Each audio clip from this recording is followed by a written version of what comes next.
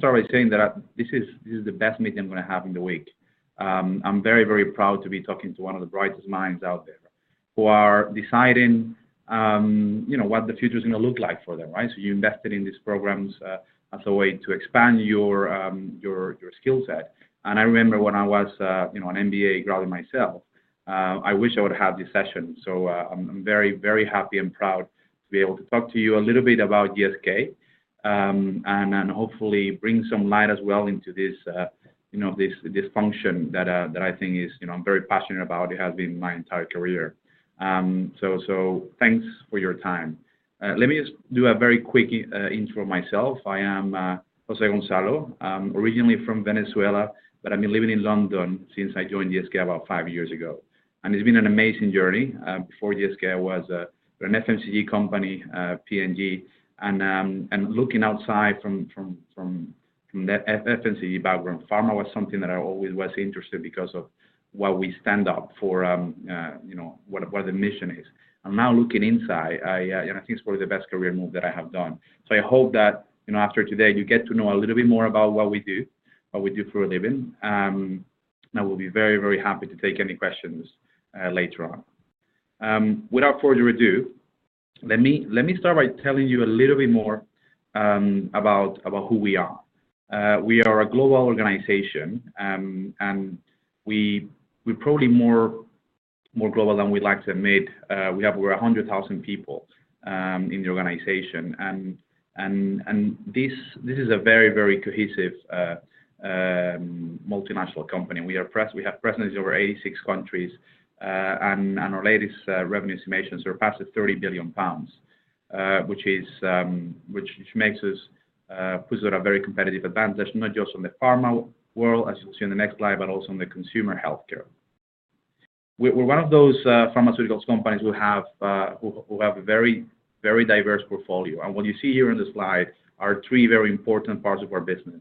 We have what we're probably most known for, the pharmaceuticals business unit, which accounts for close to 2 billion pounds, with back around 2 billion medicines in a year. It is the biggest portfolio in terms of revenue contribution to the group. But we also have a very, very important vaccines business unit. We are the largest vaccines company in the world, and that makes me very proud to be a GSK employee, because we're not just working on the treatment of the diseases, but very much so on the prevention. And last but not least, we have a consumer healthcare business, which feels closer to what I was used to before I joined GSK. It feels closer to an FMCG, because we get to compete in the shelf with some of our very strong FMCG competitors. So, and you'll recognize some brands in the consumer healthcare, hopefully, such as Sensodyne, Aquafresh, or Flonase, Excedrin if you're in the US, or Panadol more globally. Very, very respected brands in their own space. So the organization that I belong to is not just a pharma company. We're really a healthcare company that brings treatment, prevention, and then we play a part in everyone's daily life with toothpaste, mouthwashes, pain relief medicines that you can buy over the counter. So that makes it, I believe, a very, very exciting, agile, and flexible organization to work with. So that is a little bit of what GSK is about. But I now have the pleasure to hopefully develop some interest on procurement. And as I said at the beginning, it's really a function that I have developed all my career, and it has given me the opportunity to do stuff that I probably wouldn't have had in different functions. And hopefully I can convince you of that in the next couple of slides. But procurement is not a word that we use in our daily jargon. It has different names in different functions: strategic resourcing, strategic sourcing, purchasing. The word is really irrelevant. But I'm hopefully going to tackle first some of the myths of procurement in the modern world.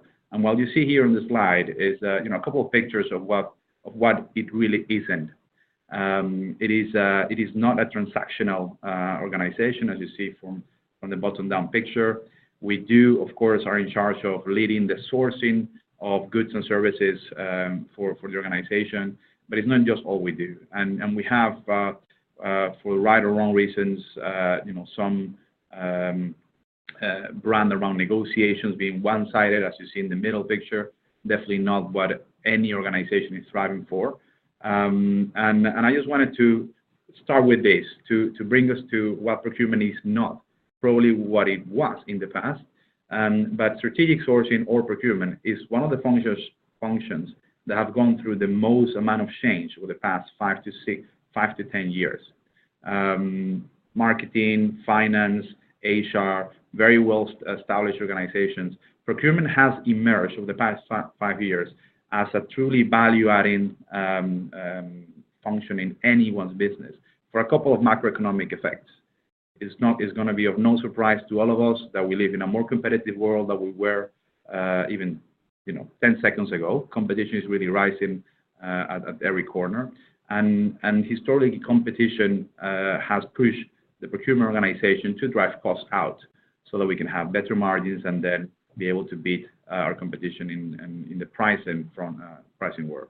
The reality is that procurement is significantly more than what organizations have used in the past.